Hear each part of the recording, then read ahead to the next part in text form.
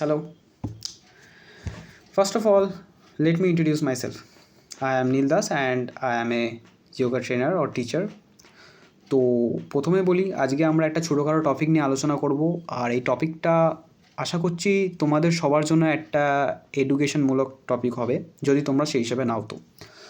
তো আমার কথার থেকেও বেশি তোমাদের সবারই নজরটা যাচ্ছে এই চামচটার দিকে। ঠিক বলিস তো?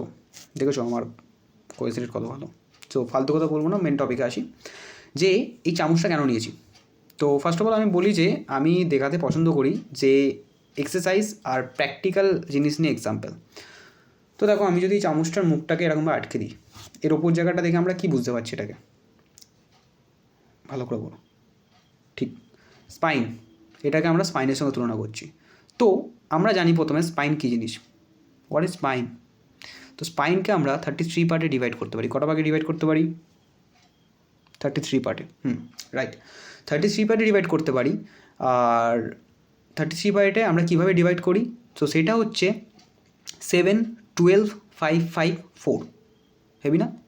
তো যেটা হচ্ছে 7 সেটার নাম হচ্ছে আমাদের স্কার্ভিকাল, আর যেটা হচ্ছে 12 সেটার নাম হচ্ছে থোরাসিস, যেটার নাম হচ্ছে 5 সেটা হচ্ছে লোম্বার, যেটা হচ্ছে 5 আবারও সেটা হচ্ছে স্কাল, আর যেটা হচ্ছে 4 মানে সব থেকে ছোটো ছোটো বোনগুলো লোয়ার সাইডে মানে একদম লাস্টের দিকে, সেইটার নাম হচ্ছে আমাদের ফিন বোন।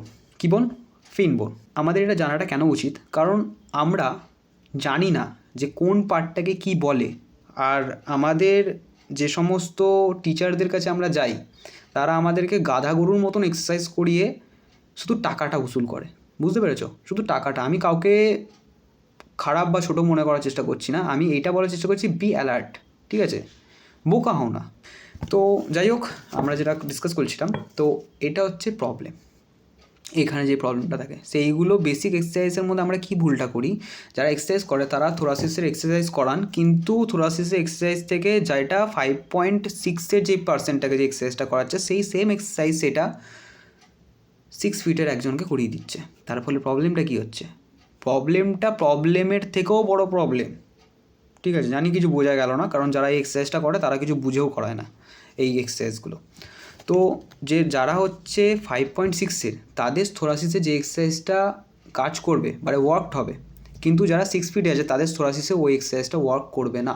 তার জন্য কী বেশ বলে, আর এইটা আমি শুরুতে ফার্স্ট অফ অল আমি এই কথাটাই বলি যে in the world, this is a very big world obviously, and there is many type of people and they have different type of body structure, muscle group and different type of bone structure and joint. So every person needs their own exercise and their own type. Okay, তো exercise প্রতিটা মানুষের আলাদা আলাদা হয়। কারণ এক exercise দিয়ে পুরো রাম ঝ্যাম যদু মধু সবার চলে না ভাই, সবার আলাদা আলাদা দরকার পড়ে। ঠিক টিচারটাও সেরকমই লাগে। ঠিক এরকমই হয়ে যায় টিউশনের ব্যাচে কোনো টিচার পড়ায় অগা মকা জগা সবাইকে নিয়ে পড়ায়, কিন্তু সব সাবজেক্ট একসাথে খিচুড়ি করে সমস্ত ক্লাসের একটা টাইমে বসে 7টা থেকে 8টা পর্যন্ত সমস্ত ক্লাসের স্টুডেন্ট পেয়ে যাবে ওখানে তুমি। ঠিক আছে? আর কিছু কিছু টিচাররা শেখান শুধু আর্টস তো আর্টসই পড়ান, কমার্স তো কমার্সই পড়ান, সায়েন্স তো সায়েন্সই পড়ান। এই জিনিসটা তোমরা যদি না বোঝো তাহলে কোনো দিনও উন্নতি হবে না, বরঞ্চ ডাক্তারের ওষুধ খেয়ে নিজেকে ঠিক করতে হবে, আর 1 মাস করে ফিজিওথেরাপিস্ট দেখাতে হবে, তার পরের মাসে আবার ফিজিওথেরাপিস্টকেই ডাকতে হবে। একটা পার্সোনাল ট্রেনার রাখলে বা একটা পার্সোনাল টিচার রাখলে যে তোমাকে তোমার মতন করে শেখাবে, তাহলে তোমাকে কোনো দিনও কোনো ডাক্তারের কাছে যেতে হবে না, আমার গ্যারেন্টি। বুঝে যাও? Thumbs up. যদি ভালো লেগে থাকে তো থামস আপ দিও। আর একটা প্রবলেম আমি বলে যাচ্ছি, এই যে চামচটা আছে এখানে দেখো একটা ব্যাকা আছে, এটাকে একটা মেজর ইস্যু বলে স্পাইনে। ঠিক আছে? যেটা সমস্ত এখন টিনেজার থেকে শুরু করে আর্লি এজার বিভিন্ন ধরনের এজের পার্সনদের হয়ে থাকে।